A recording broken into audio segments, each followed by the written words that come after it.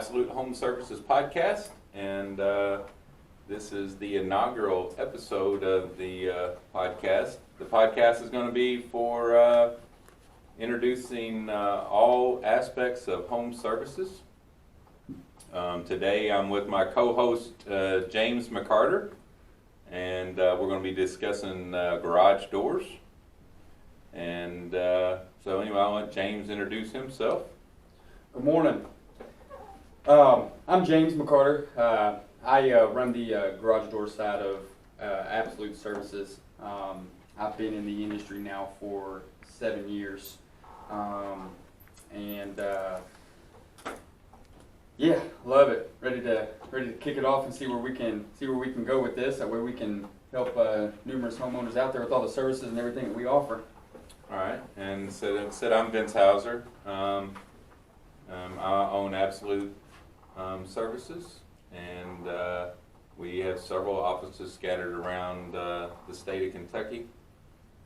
I've been in the garage door side of things for about 13 years, and then of course we provide several other home services as well.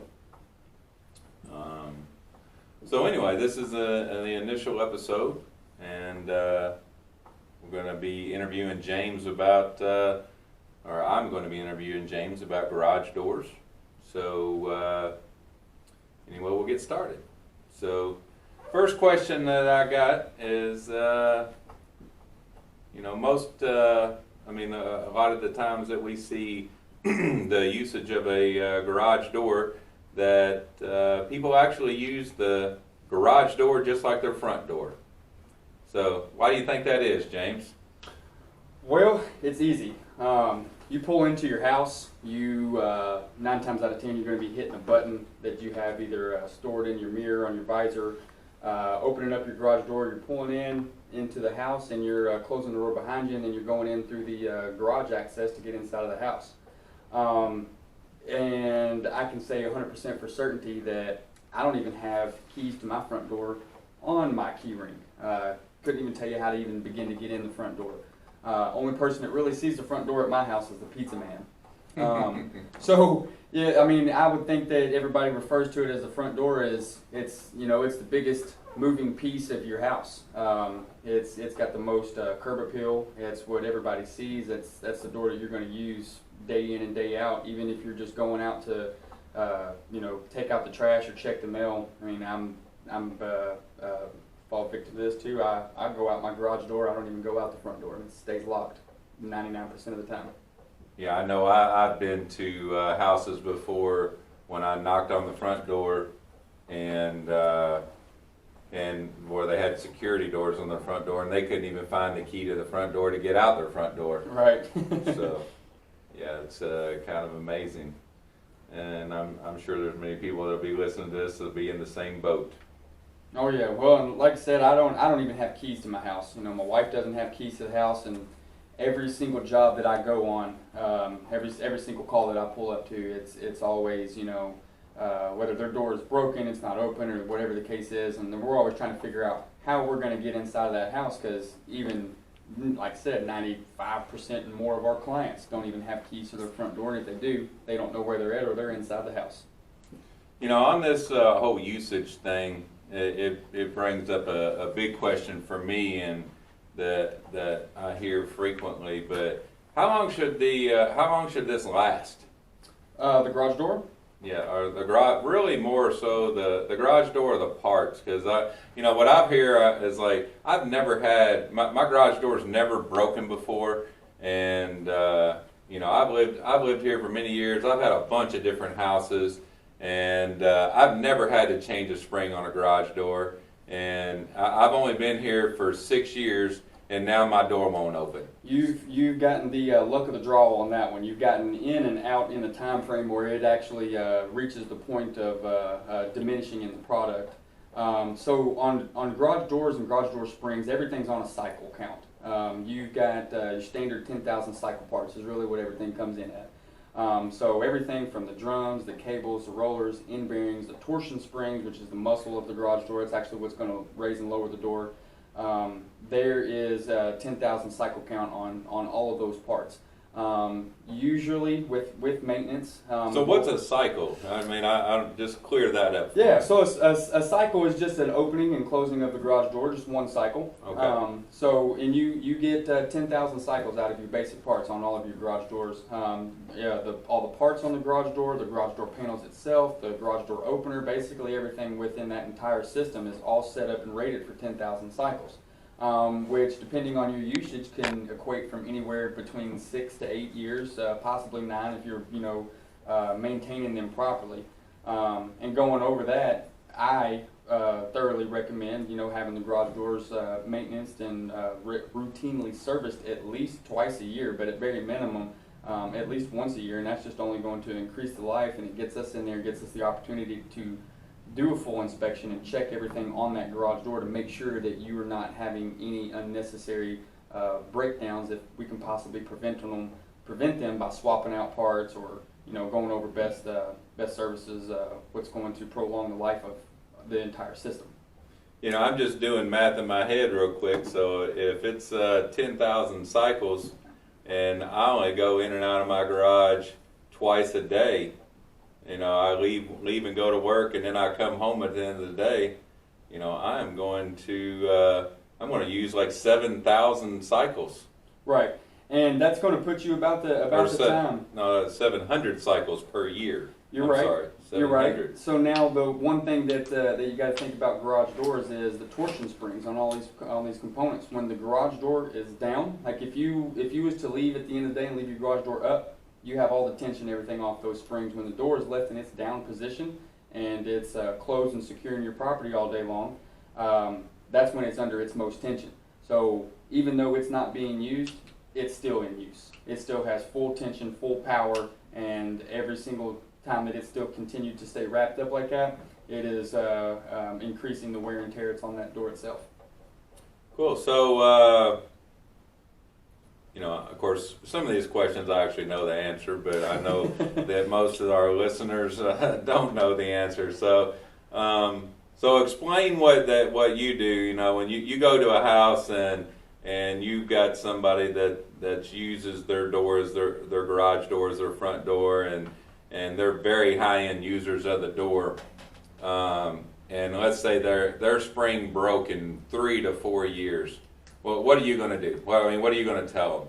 So we if the spring is breaking in 3 to 4 years, and we know, like you mentioned, that they're extremely high users. So at that point in time, if they're a habitual user or a frequent user of their garage door multiple times a day, I would suggest moving from a 10,000 cycle count up to a higher cycle count torsion spring or other various parts, because like I said, with the weight of the door and what type of spring that we got put on it and the weight that it is able to lift is what's going to determine how long that spring actually lasts and the cycles that's on that particular spring itself. And if I can put a larger spring on there that's going to take it from 10,000 to 40,000 to 60 or 80,000 cycles, that is what I would recommend. If you're having a spring that's breaking every 3 to 4 years, I would highly recommend doing high cycle. And I actually just had one of those calls yesterday that I get out, and I was talking with the gentleman, and he was telling me, he's like, hey, you guys were just out here about 2 or 3 years ago and replaced the spring, and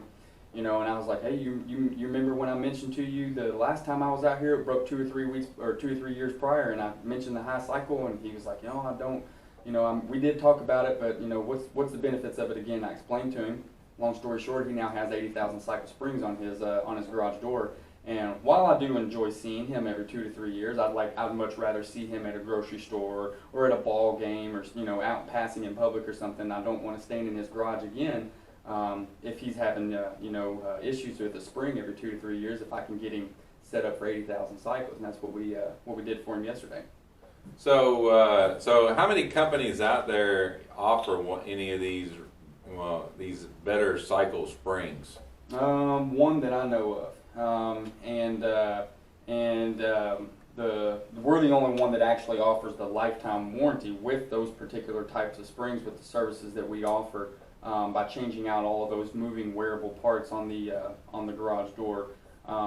But while I say it's one, there's really only one that matters.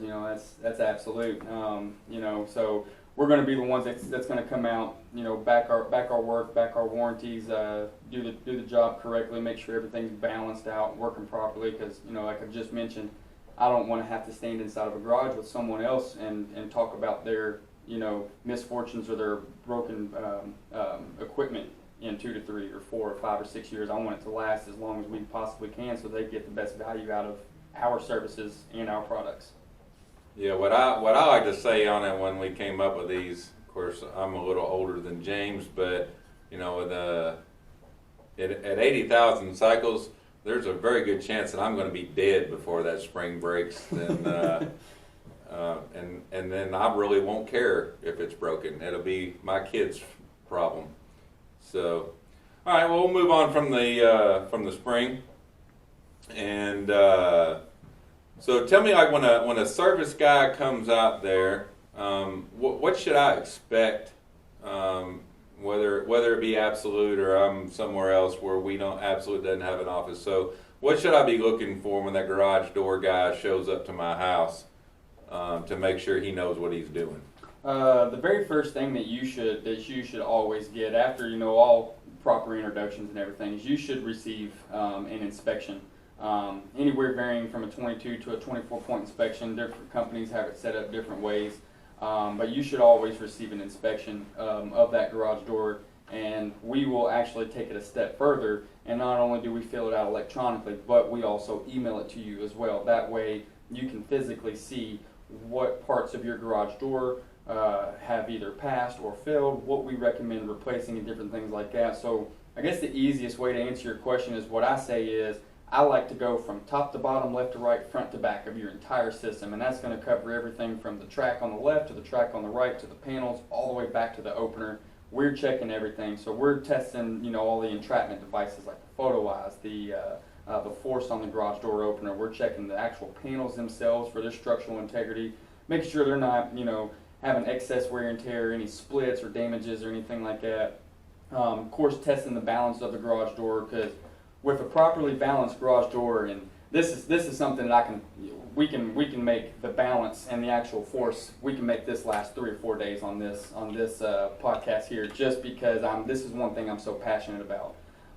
One thing that I see numerous times is either a garage door that is not balanced properly, with the force that is on the garage door opener that is turned up entirely way too high. And what the reason that causes that is you've had somebody come out, they may or may not have had the correct spring for the correct weight for that particular garage door, and they've just put one on there and they've either overwound it or underwound it to make it somewhat work. Then there's a little button on the back of the opener, or a dial rather, that you would be able to adjust how much pull the opener actually has. Now, they're not designed to lift the garage door by any means. They are just designed to push and pull them. So with the force turned up too high and the spring underwound or underbalanced, you're going to put so much more excess wear on the motor, so much more excess wear on the actual door panels themselves, causing numerous other problems, which is exactly why we perform a 22-point inspection, testing everything.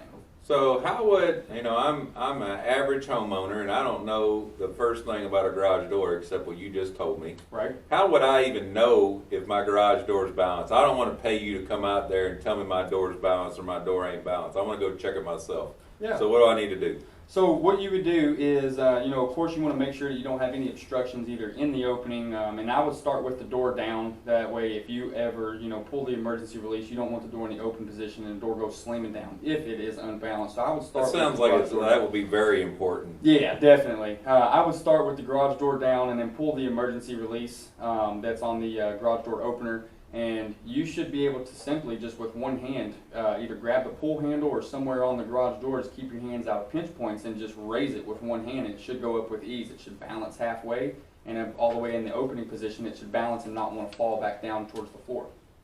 I've heard people tell me that they pulled that handle and the door just took off like a rocket. All the time. So what's that? That is having an incorrect spring on a garage door, and that's happened to me numerous times. You've got a spring that is entirely way too big, that can handle more weight than what that actual garage door is, what that garage door weighs.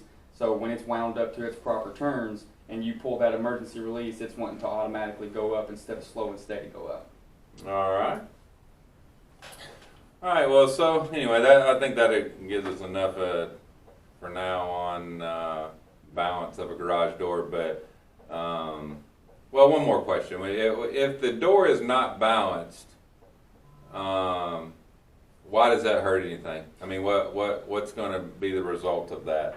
So a door not being balanced, you've got a couple of things that can go wrong. You can prematurely wear out the garage door opener. So you can take something that should last 10 to 12 years and dramatically reduce it down to 6 to 7 years. So how much weight is that opener designed to pick up? Because I mean I've had people say, why do you even need springs? Because my opener's pulling up that door. Huge misconception. The openers, they actually don't lift the garage door at all. They're not designed to pick up any weight whatsoever. So the garage doors, they're on a counterbalance system where the torsion springs is what's doing all the heavy lifting. The garage door, I like to call the garage door opener the greeter at Walmart. They're just telling you where to go. They're not actually, taking you inside or doing anything like that. They're just, opening the door for you and welcome you in. So the garage door opener is not necessarily designed to lift up any weight whatsoever, which is why it's so important to make sure that you've got the correct springs on the garage door so that it's properly balanced.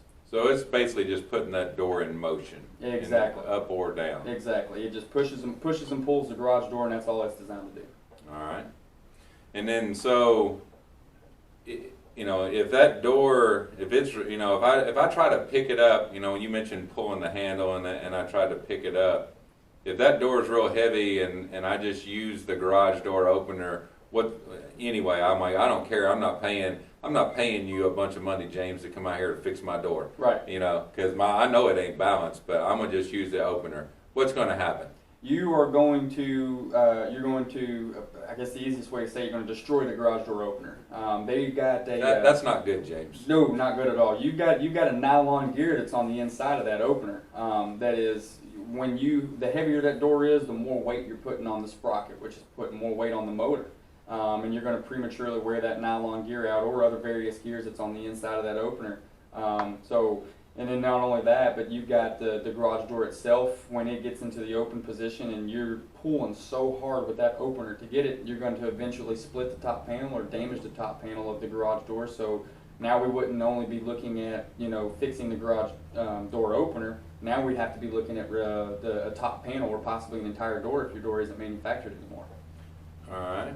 So, and then let's go the other route. I pulled the emergency handle and my door took off like a rocket because I didn't have a James or Absolute come and change my spring. So what's going to happen if my door takes off like a rocket, or I know what you call it is hot? Exactly. So what I would say is, of course, it's always going to be best practice to have a professional come out and and inspect the garage door. However, we know that there's a lot of DIYers out there that just want to be able to do the basic maintenance on their garage doors, lubricating them, checking the balance and things like that. But we offer maintenance plans where we can come out 1 to 2 times a year for us to actually do this inspection for you. So you can just sit back and not really even have to concern yourself with even going out there and well, what do I do with this, or what do I do with this? We'll come out once or twice a year and do everything for you. But in the event that you do want to do it yourself, if when you pull that emergency release, it's always best just to make sure you've got a firm grip on the door. You don't want to let it go up, because if it does go up, if it's too hot, or if it drops from the opening because it's too heavy, you're just running the risk for more damage, and that's not something that you want to subject yourself to or really be liable for, even though it's your own property. Okay, so so I think I got a pretty good grasp on that portion of it. But so my next thought is, I pulled that handle so I could test it to see if my door was balanced. What do I need to do to hook that door back up to my opener?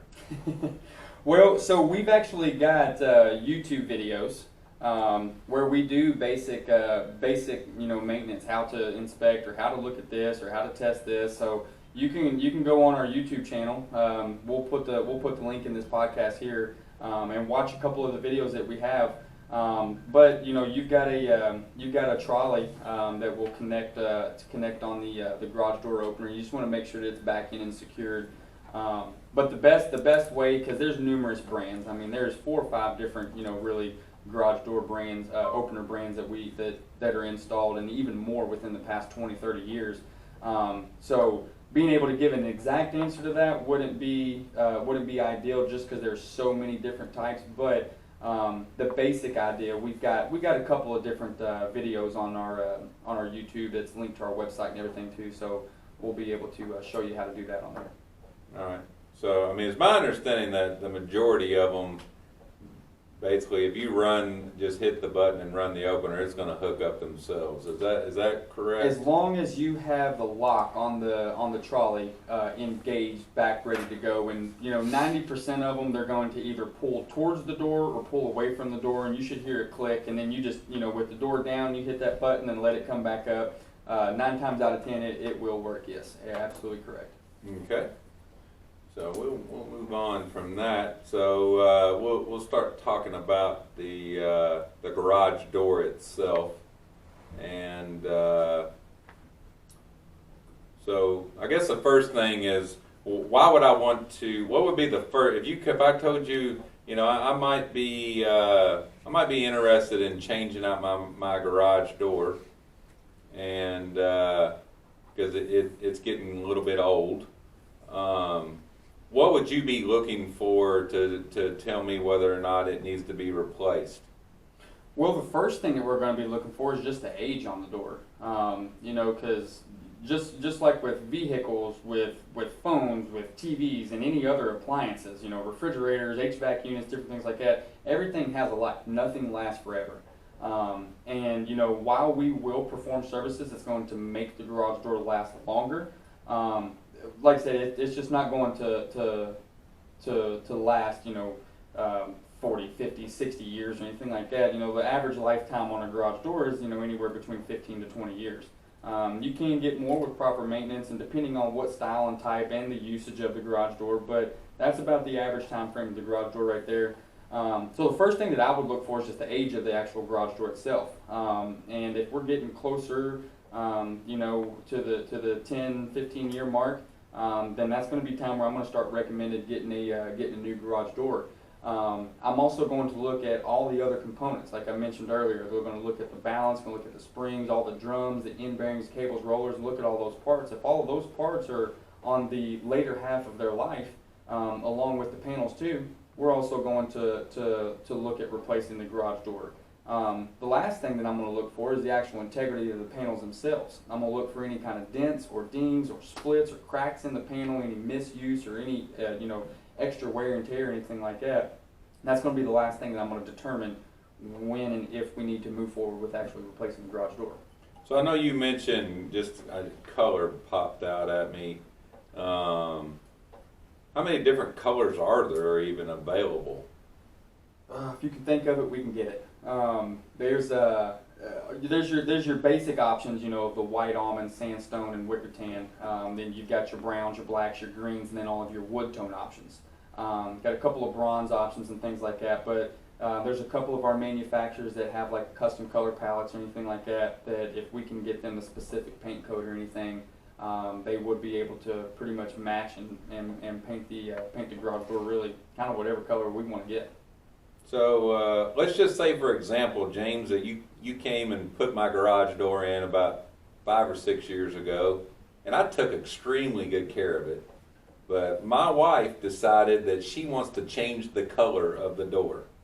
Can I just paint that sucker? You can. It's not recommended, and here's a couple reasons why. The actual garage door panels themselves, when they come from the manufacturer, they're gonna come out with an oven baked finish. It's gonna give it a lifetime warranty on that paint finish. That's gonna protect any kind of, like, you know, delamination, chipping, rusting, cracking, fading, anything like that. It's gonna warranty any of that type of stuff. The moment a paintbrush touches that and compromises the paint that came from the manufacturer, the warranty is going to void. That's the first thing. The second thing is, when painting a garage door, And I see this a lot. I'll get called out to someone and they're like, oh, my garage door's not working right. Every time I hit the button first thing in the morning, I hear this real loud popping noise and it just everything goes haywire. What's happening is that the paint that you painted the garage door with is actually adhering to the jamb, or it's adhering to the trim that's on the garage, and it's drying overnight. The first time you hit that button, it's basically, separating itself and making a real loud popping noise as it's doing so. So it's kind of tearing away at it. Like sticking to the wall. It's exactly what it's doing. It's sticking to the wall. And it's I don't like sticking to that, weather James. chip. I No. don't want my door sticking to the wall. Yeah, exactly. I mean, so while I said you can paint the door, it's not ideal and it's not recommended just because you're going to void the warranty and you're going to cause yourself a couple of problems in the future of having to replace panels and parts prematurely because everything. So the basic way I like to explain it to people is you've got anywhere from 75 to 100 square foot and up of moving metal inside of with this garage door. It's the biggest moving appliance in the house, so it needs to be operating smooth, operating free, no friction. The closer we can get it to friction free and operating smoothly, the longer that we're going to last, and the longer that those parts are going to last as well.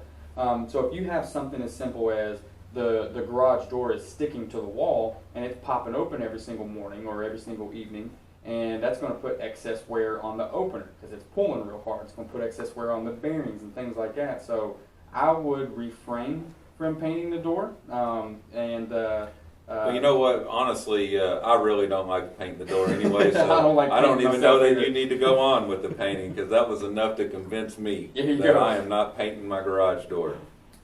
So, all right, I know a little bit earlier in our discussion you were talking about the quality of a garage door, and I know that you offer insulated doors and doors that aren't insulated.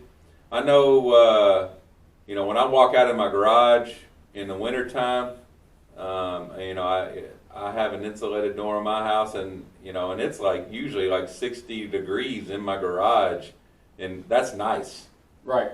Now, it's you can do insulated, you can do non-insulated garage doors, but going off of that, I mean, garage doors have really taken a turn the last 10, 15 years with the types of insulation that they've been able to offer and what kind of products and stuff are out there. So you can go all the way down to the most basic of doing a non-insulated with the 0 R value garage door, all the way up to polyurethane and polystyrene insulated garage doors. Whoa! You're getting way over my head now. R value, poly, whatever. Yep. So explain that a little more in detail. Yep. So the poly or the R value of the garage door is basically going to mean what type of temperature moderation that you're going to be able to keep through the door. How much of the outside temperature or heat or cool is going to be able to pass through that garage door itself. So you can do anywhere between like a non-insulated garage door is going to be an R value of 0. So it's not going to hold out any of the outside temperature or any elements or anything like that at all. And then you can go all the way up to 18.5 or 16.5 with polyurethane insulated garage doors, which is you've got a steel on the outside, injected foam on the inside, and then a steel back on the backhand side of it. So it's just a thicker, durable, more quality garage door that's just going to have a better warranty and better insulation factor. All right, and so. Let's say I had a wood door there. My house is about 40 years old, and I had a wood door there now, and I don't really think it's that bad. But what's the difference in a wood door and one of your fancy garage doors that have that 16 R value you were just speaking of? Am I going to see a difference in temperature in my garage?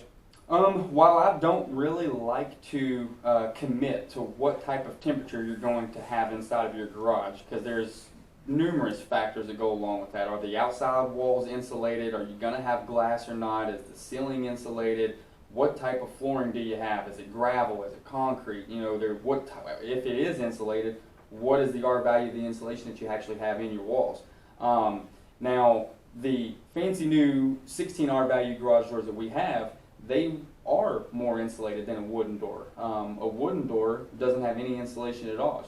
I mean, it's just a piece of wood, and it's not treated to actually be to be insulated whatsoever.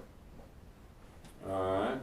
Yeah, I've heard that the R value of wood is just like almost 1. Almost, barely. Yeah. So, anyway, all right. So on the doors, I've seen a lot of neighborhoods and newer houses where there's just a ton of different designs out now. Can you explain the difference in the designs of these garage doors and what's actually available? Yes. So of course we still have your traditional raised panel garage doors. And then we've also got the carriage house, or a lot of people call them like a beadboard style of garage door. It's going to have like the vertical accents, and it kind of. What I was really wondering about. My wife says, I really want one of those barn-looking doors. Gotcha. Carriage overlay doors. What's a barn door? Those are going to be like a carriage overlay door, and those are a 4-layer door because they do have the overlay on the outside of them. Those can come in many different designs where you have like an X where it actually looks like a barn door, and it's just a composite vinyl overlay is what's on those. And then you can have the X, you can have an A, you can have a V, and probably about 25 to 30 different other options. That we have listed on our website, absolutedoor.net, and you can check out any of those. I mean, there's a vast majority of options that come with the carriage overlay style. Huh. So the carriage overlay is really the top of the line door. Oh, I would definitely say so. I mean, it looks the best. It comes in at the best. I figured it would be because my wife only wants the top of the line. It sounds like you got a wife like the one that I've got. Is you can't they don't know how to shop cheap. Everything they want, right? Yeah, I didn't even need to ask the question. You already knew the answer to that one. So let's say that you don't have a wife like mine and you don't necessarily want the top of the line. And I said, yeah, I really do like the barn doors, but I don't want top of the line. What's my next option, James? I would probably, go down to, if you still like that look, you can still get like a carriage style door, but do, maybe some decorative hardware or something like that on it, and that's a pretty inexpensive way to get the garage door looking more like a barn, but not at the initial investment of what the carriage overlay actually brings. And I can still get that door insulated or non-insulated? You can get that one non-insulated, insulated, or polyurethane insulated. All the door products that we have with just your standard panels or your carriage panels, they come in 4 different types of insulation. The overlay doors are the ones that's going to be the 4-layer steel back insulation. Just because of the composite, the type of door, the weight of the door, they got to be a steel back on those. Okay. So another thing that comes up from time to time is, I've seen some of the big box, retail companies, Lowe's and Menards and Home Depot. They're trying to jump into the different home service type things, and but why would I want to buy a garage door from James versus going to Menards and just buying a garage door? Because these things look very simple. I think I could just stick the thing in myself. So explain to me why James would be a much better option, or Absolute, than going to Menards. So my quickest, easiest default answer is, and I'm going to use you for an example. You've got an Apple iPhone laying right here on the table. Of course, the best manufacturer made. We're going to agree to disagree on that one. So you've got an Apple iPhone laying right here. When you need a new charger or a new case or anything for that iPhone, where are you going to go? You're going to go to an Apple store and buy an Apple product for that particular phone. You're not going to go to a gas station and get a charger. Now, while it might work, it's not going to work the best that it could if you can get one from Apple. Now, it's going to be a little bit more. But they know what they're doing. We're the equivalent of that. The Menards and the Lowe's and the Home Depots, they're a hardware store essentially. that is wanting to get into the. So aren't they selling basically the same door that you're selling? Basically, I mean, it's this, you know, can be the same manufacturer, different manufacturer, but the biggest thing about it is, you know, it doesn't really matter where you get the garage door at. It's who's going to educate you, because I couldn't tell you how many times that I've gone out and, you know, and talked with my clients about, you know, different garage doors, and they've gotten quotes from other hardware stores, and they just send a rep out there that, number one, doesn't know anything really about garage doors. And two, they definitely don't know as much as, you know, what I or, you know, another one of our colleagues would know. So the education is going to be there. So when I start telling them about an insulated door, or, you know, you shouldn't do this, or maybe we should look into this, or let's, you know, refrain from doing that, and they say why, and I tell them, like, oh, well, these other guys didn't even tell me, because this is what I do every day. So I know the most about this because this is my trade, this is my, you know, industry, this is where I'm at. So let's say I don't know that I necessarily believe you. I think this is going to be an easy deal, James. So I'm going to go to Menards today, and I'm going to buy my door. I think I'll put it in this afternoon. I'm just going, because I've seen their commercial on TV. So I'm going to buy my door, and I'm going to go pick it up this morning. I'm going to put it in. What are the chances of that episode actually happening? Slim, very slim, and for two reasons. There's thousands of parts. You know, Are they even going to have the door there? Probably not. There you go. They're probably not even going to have the garage door. Are you going to have the door, James? If I say, James, I want you to buy the door. I want to buy the door right now. We sure will, because you know we've got the largest stock of garage doors in the state of Kentucky. I mean, probably even around that. But you know, you need a garage door. We're more than likely going to have the garage door, and if not, we can get it extremely quick. But you know, getting the thing actually installed same day by thinking about going down to a hardware store and getting it, it is not going to happen. So how long, honestly, how long would it take you to put this door and opener in? Me, myself, going out there and installing it? Yeah, now tell the truth, James. 16 by 7 regular garage door and opener, I'd say maximum about 2.5 to 3 hours. And not me personally, but me as the impersonator here, that I've never installed a garage door before. What would you expect it would take me?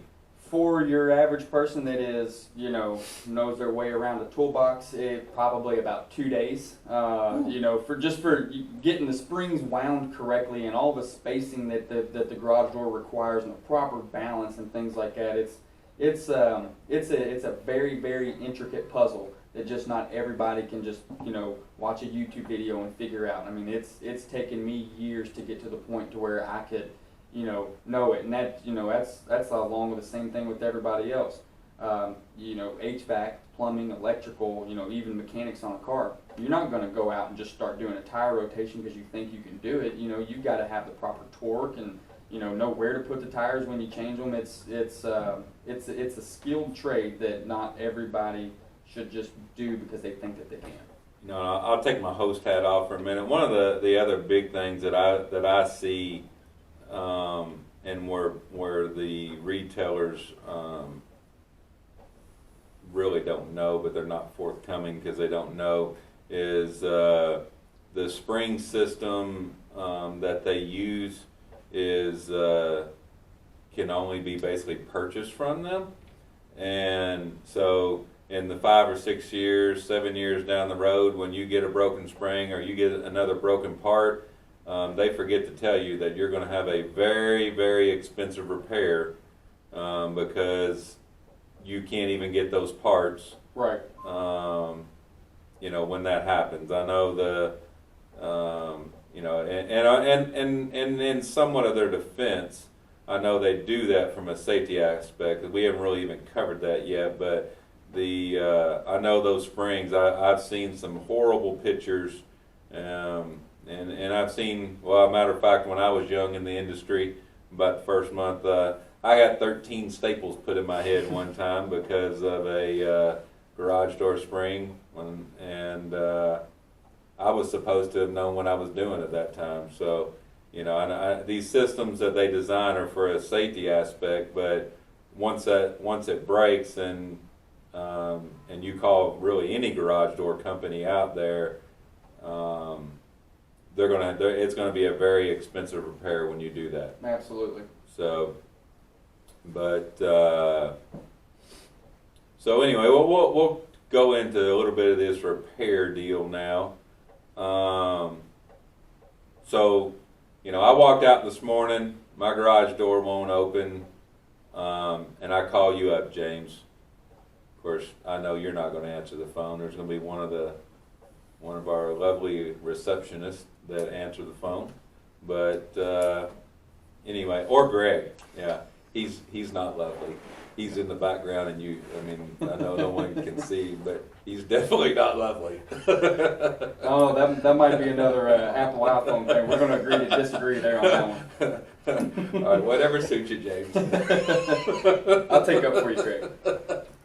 Yeah, and of course he has the ability to edit this out, so it probably won't even be in the show.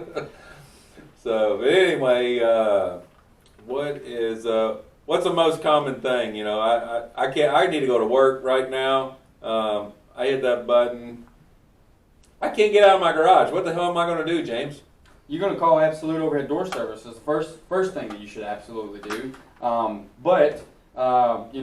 You give us a call before 1 p.m. any day of the week. We offer and provide same day service, so we're going to get there just as quickly and as fast as we can, really, to get that issue taken care of, get your garage door open, get your car out, get it repaired. So along with the same day service, will arrive same day.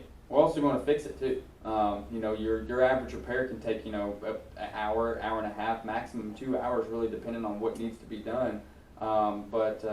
We'll at least be able to get your garage door open, fixed, repaired, car out, unstuck, get it taken care of. And like I said, that's calling before 1 p.m. and really any of our office locations. We all offer the exact same thing. So when I hit that button this morning, mm-hmm. my door came up 2.5 inches. I measured it.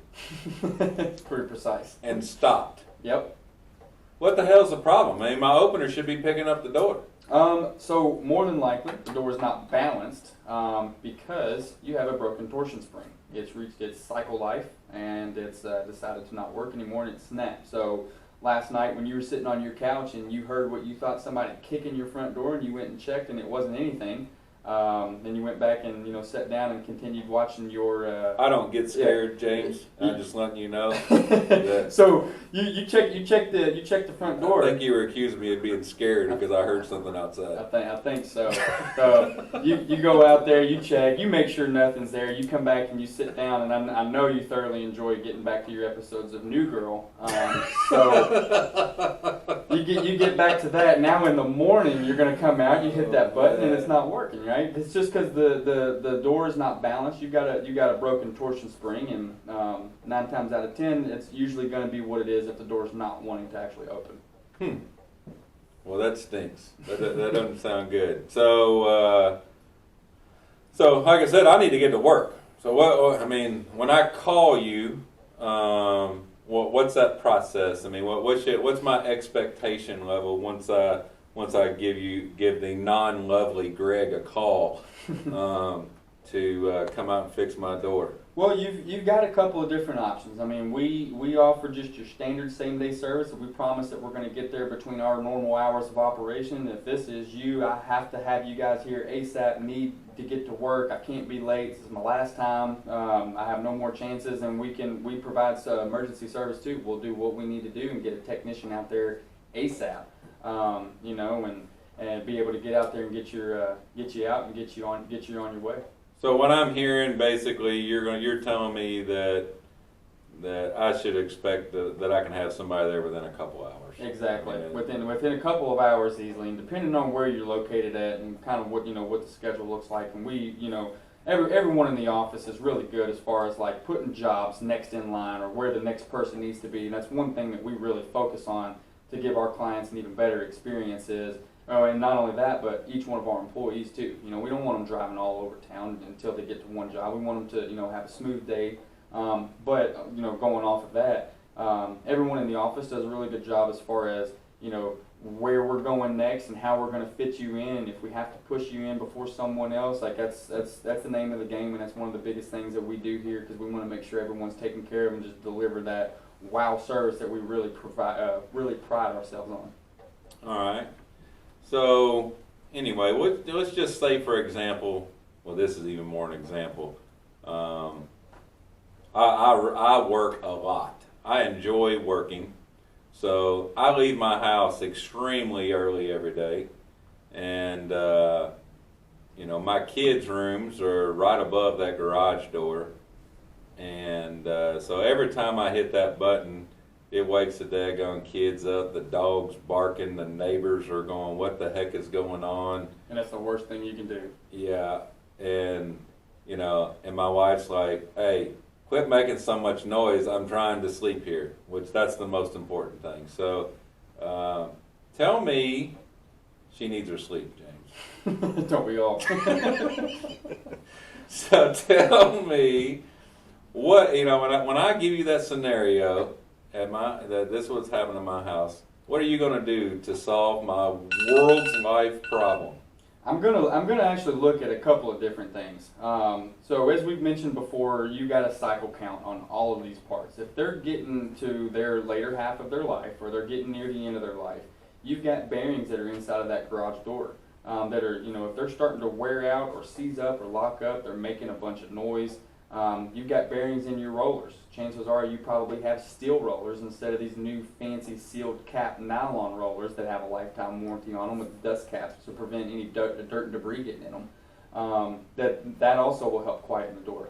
And then as far as like the actual panels themselves, we're going to look at them. The biggest thing that could be making any of the noise is you probably have an AC driven chain drive or a chain glide or some type of screw drive opener that's just extremely loud. That thing sounds like a diesel truck driving through my garage. I would say you have an AC driven chain glide opener more than likely. So they've got these new openers out now that are DC driven. They're half horsepower. So the DC motor basically is just a whole lot quieter by itself. They're belt driven instead of chain or like a screwdriver or anything like that now, and they're super quiet. So I would look at the rollers, the bearings, and then the possibly the opener to reduce any kind of like noise that you're currently experiencing, waking your wife and kids up. So you're telling me that if you come in and put one of these fancy DC motors in, you put the fancy rollers in, and you put in that nice door, I'm not even going to hear my door open and close. Actually, my wife and kids aren't going to hear it. You're not going to be completely soundless, but it is going to be very, very quiet. It is going to have a huge difference in the amount of noise that it makes. All righty. Well, that's very good. All right, so we're getting close to this hour mark, so just to why should somebody call you, James? What's the most important thing? Because whether you look on in Google or what used to be the phone book or whatever, there's about 5,000 garage door companies out there, and I have no idea who I need to call, and and there's this one guy, that works out of his house. He don't have an office, but he works out of his house, and he's down the street. That guy's probably going to be a lot cheaper than you, I'm guessing. So explain to me, why would I call Absolute? You might be, you might be on the other side of town, and I got 2 or 3 people closer. Are they gonna charge me less because they're closer? And why should I call Absolute Overhead Door versus anybody else? Well, so and this is a question that I really enjoy people asking me. The reason that you should call Absolute Overhead Door Service rather than anyone else is strictly because of the employees that we employ, the techs that we have, the training that we implement, and every person from the first time you call in to when the technician leaves your job, you're going to experience a service unlike any other. We compare ourselves to the Ritz-Carlton of the hotels versus like the Days Inn and things like that. Whoa, Ritz-Carlton. Absolutely. And and I tell people all the time, you can go to the Ritz or you can go to the Days Inn, and if you go to one or the other, you're going to sleep. You're going to have a pillow, you're going to have a blanket, you're going to have breakfast. The biggest thing is what kind of pillow you're going to sleep on, what kind of bed you're going to sleep in, what kind of breakfast you're going to have. Is it going to get brought to you? And that's how we compare ourselves. You know, we like I mentioned earlier, we pride ourselves on wow service, and we look to deliver that every single time.